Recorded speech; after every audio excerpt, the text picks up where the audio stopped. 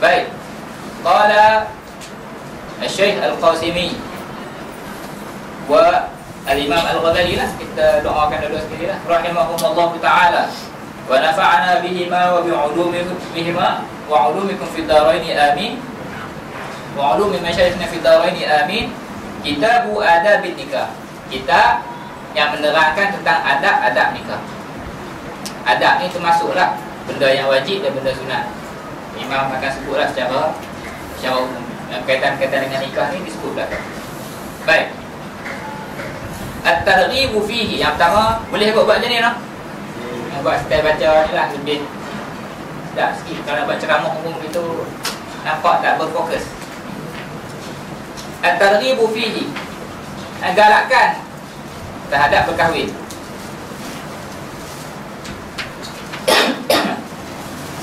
Qala Allah Ta'ala wa ankihul ayama minkum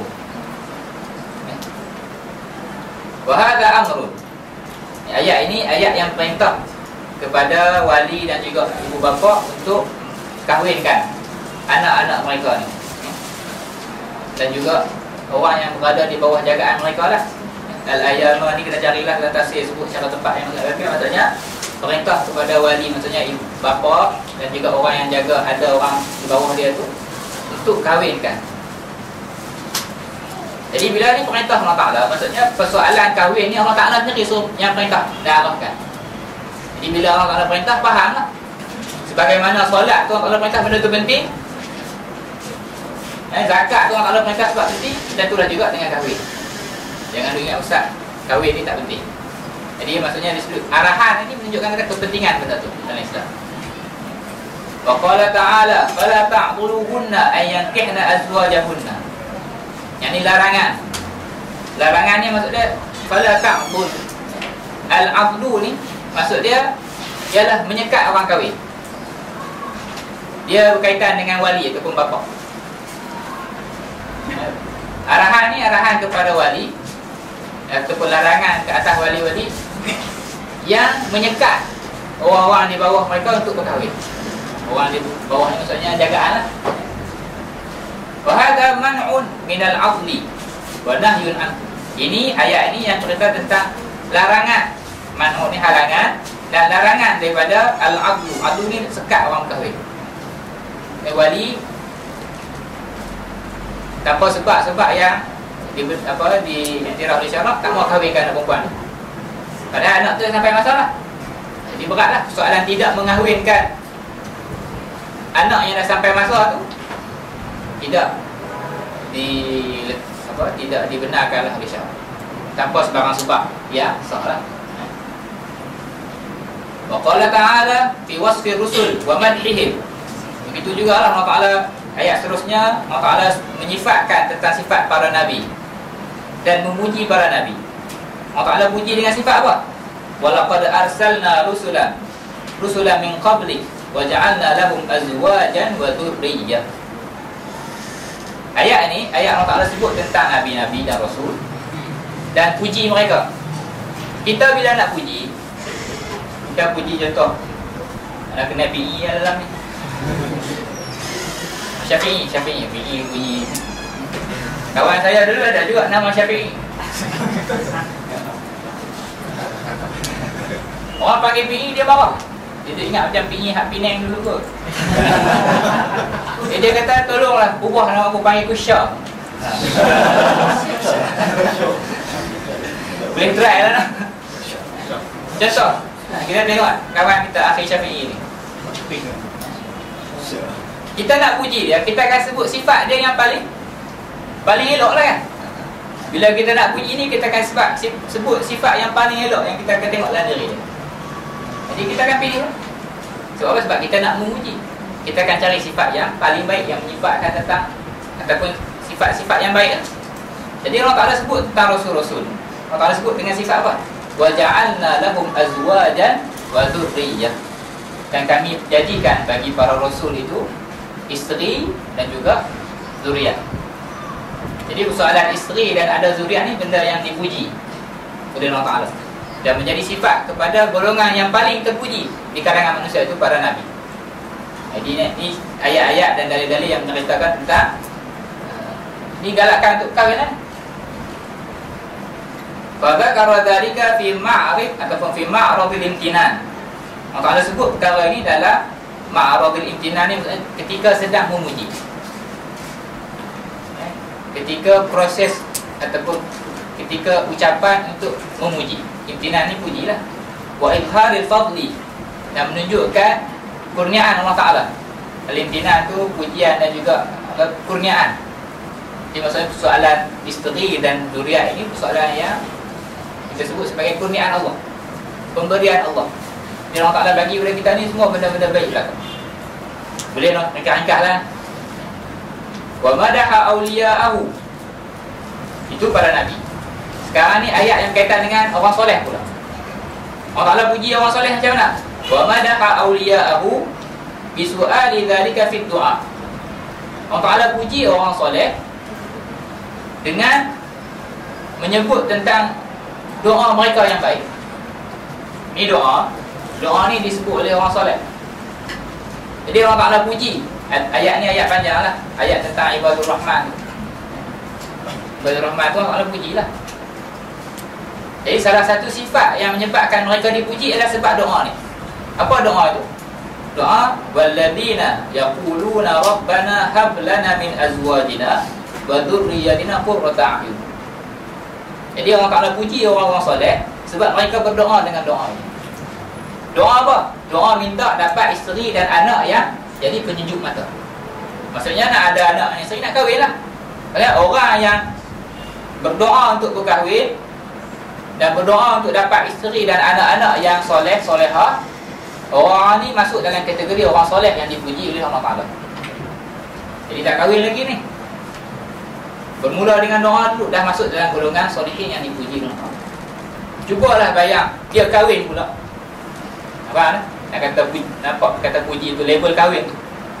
Macam mana kedudukan dia di sisi Islam? Semangat lagi ni. Tak boleh semangat ke Ustaz? Sama lagi. Selesailah beberapa ayat. Imam Ghazali sebut banyak lagi lah. Cuma kita ambil ni nak bagi dapat poin. Nak bagi tahu Allah Ta'ala sendiri perintah. Itu yang pertama.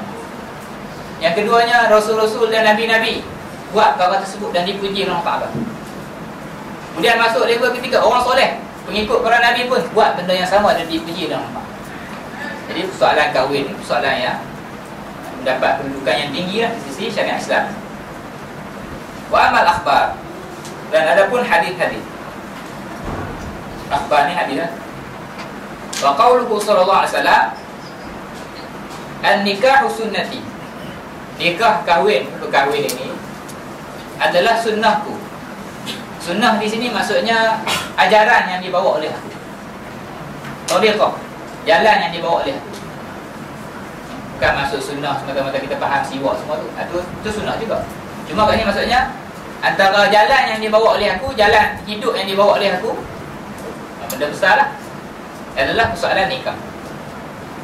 Faman raghiba an sunnati, barang siapa yang tidak suka, berpaling ataupun benci. Raghiba an ni maksudnya tak suka, hati dia tak suka lah, benci. Faqad raghiba anni, barang siapa yang benci kepada jalan hidup yang aku bawa, maka orang itu sebenarnya sudah benci kepada aku. Wa qala, hadis seterusnya, man istata'a minkumul ba'a falyatazawwaj. Barang siapa yang mampu dari kalangan kamu al-ba'a. Hadis ini dimulakan dengan apa? Ya ma'syarul syabab, kan?